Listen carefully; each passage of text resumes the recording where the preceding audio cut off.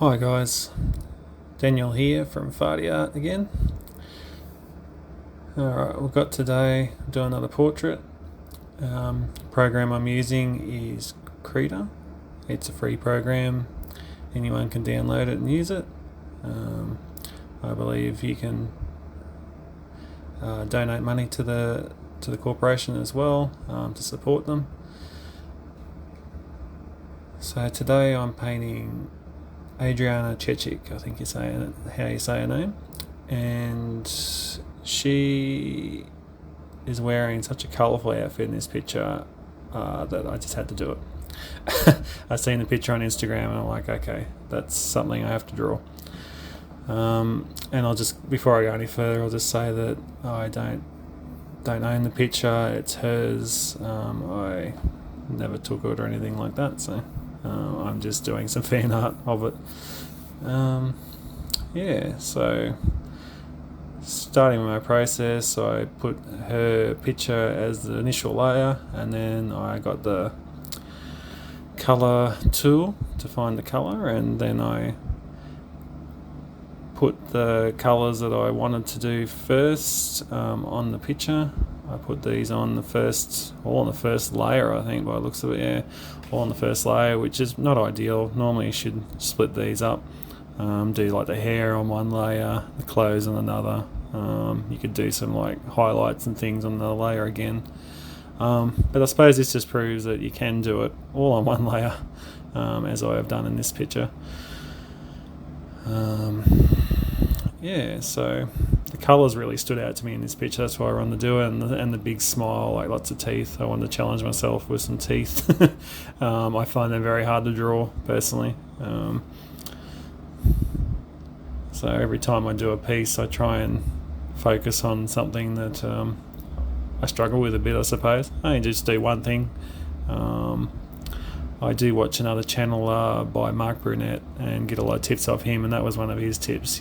Just pick one feature or one or two features every time you do a picture and just work on it that you find hard, and then eventually you'll have no troubles with any of the features. But yeah, so I suppose I'm more comfortable with like face structure and stuff like that. Noses give me a little bit of trouble. Chins sometimes, they can be deceiving, just the shape of them and things like that. But everything else I seem to go alright with. I think the next bastion for me to learn how to do properly is clothes. You can probably see in this picture that the clothes are a little bit weak. I could probably done a better job with them. Going through my process, I really use very little tools because I'm still learning how to use Krita myself, and I'm very new to art. I think I'm probably only just under a year through this journey now, so I picked it up last Christmas and I just decided, I was like, well, I've never done any art, never drew anything properly, never really sort of invested any time. Let's have a crack at it. The best I could do at the start of last Christmas was stick figures. Honestly, like I just could not do anything better than that, and I always sort of aspired to do better than that, but I was like, just something was missing. I just couldn't quite nail it. And I always wanted to have a crack at the digital space, but just didn't have the confidence, didn't know what the tools were, so I did the research basically, looked at what I needed, got myself a Wacom tablet, which is no screen or nothing on it, just a pad with a stylus type deal, and downloaded Krita, and yeah, the rest is history really. It took me a minute to learn Krita, or at least the basics of it.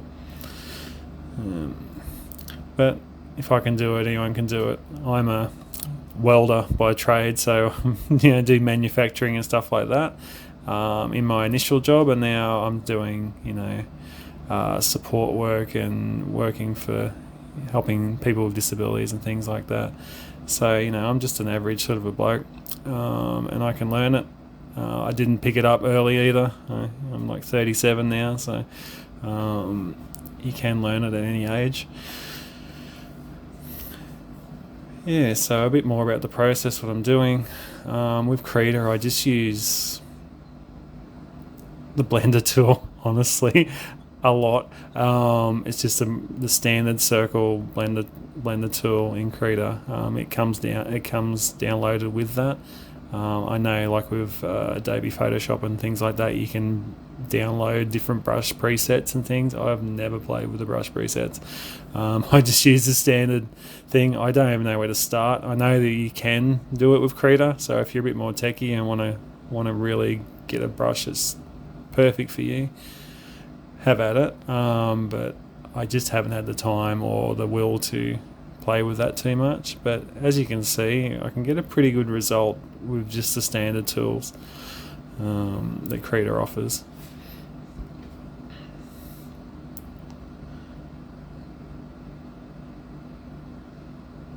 I really like the eye lid colours that Adriana had in her picture, so I really tried to mimic those in this picture.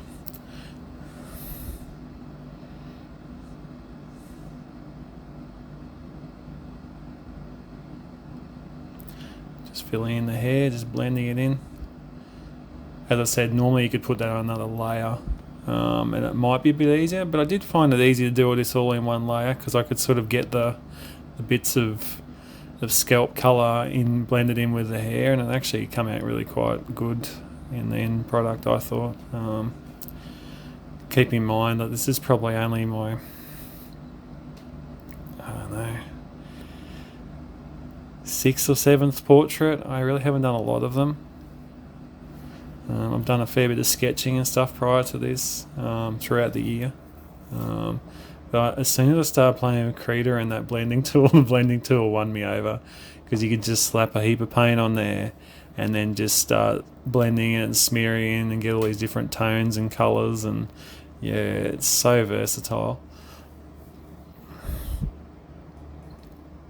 And with that one tool you can get all these different effects just with the Wacom tablet and the pen, because that's pressure. It can change with the pressure as well, like thickness of lines and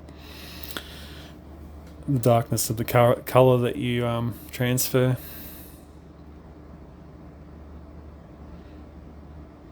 So here I'm trying to think about how I'm going to do the clothes.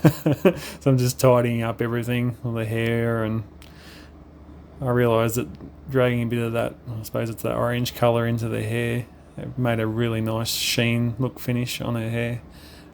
So I ran with that.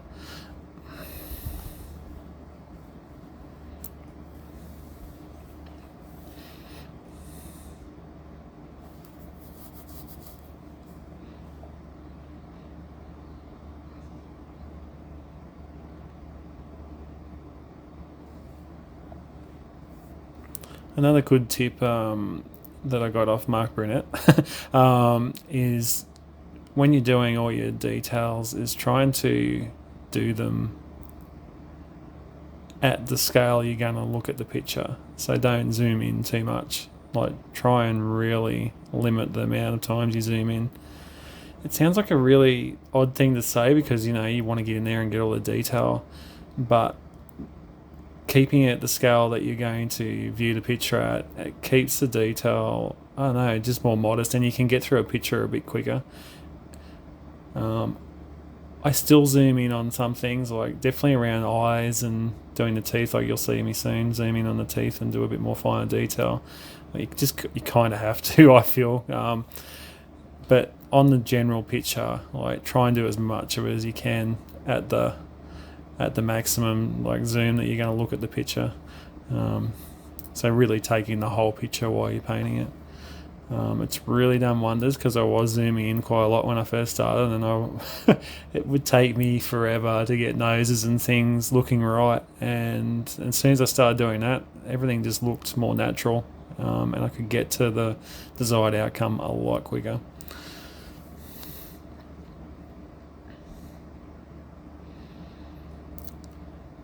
So if you're interested in this picture or any other pictures, I do put any of the better ones that I do on Redbubble or Society 6. The links are in the description and should be on my main page as well. And I've done this version and also quite a few other different versions of this same picture, playing around with filters and things like that. I don't really show it in this video, but I might do another video on that later, describing how you can play with the filters a little bit. So at the moment I'm just using a lightning tool, which is just white basically, and I put it on the biggest brush setting so I could get these nice little sheen effects. I really like how it looks like there's little spots of light, and in her picture it actually has those same spots, so I was trying to mimic that a little bit. So I hope you enjoyed the video, guys. I'm going to let this play out, and yeah, if you like what you see, I'll try and post some more videos. Let me know in the comments. Alright, bye.